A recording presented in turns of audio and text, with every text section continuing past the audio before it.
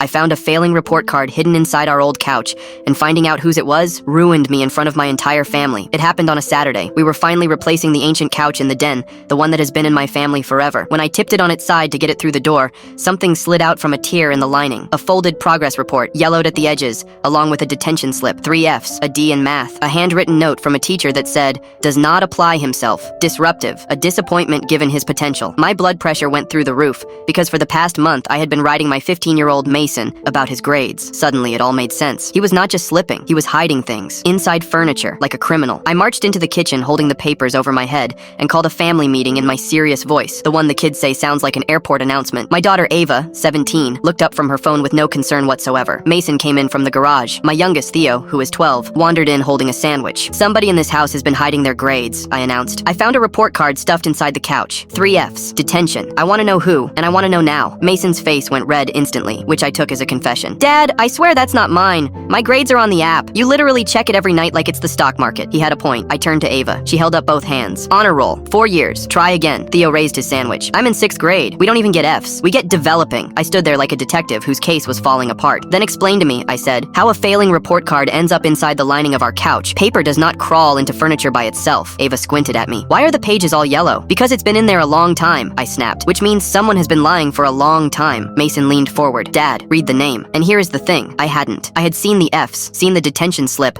and gone straight to rage without ever unfolding the top of the page. 3 kids stared at me while I opened it, and I watched my own righteous anger die in real time. The name on the report card was mine, dated 31 years ago. The handwriting in the parent signature line was my mother's. The teacher who called me a disappointment given his potential was Mr. Callahan, 9th grade algebra, a man I still complain about at Thanksgiving. The room was dead silent. Then the front door opened, and my mother walked in carrying a casserole dish, because of course she was coming for dinner that night. She saw me holding the papers, and the 73-year-old woman lit up like a Christmas tree. "Oh good, you found it," she said. "I tucked that in the couch when you shipped it to my house in the 90s. I put it back last month when you gave me the couch again. I figured it would turn up eventually." I asked her, very calmly, why she would do that to me. She set down the casserole and said, "Because every time I visit, I hear you lecturing that boy like his life is over because of one bad quarter. I wanted you to remember who you were at 15. You failed 3 classes, and you still turned out to be somebody I brag about." Nobody said anything for a second. Then Theo whispered, 3 Fs, like he was reading a headline, and all 3 kids absolutely lost it. Mason laughed so hard he had to sit down on the couch that started all of this. Ava took a picture of the report card for the family archives. My mother stood there looking extremely pleased with her casserole and her crime. That night I knocked on Mason's door. I put the old report card on his desk and told him the truth. That I struggled, that I hid it,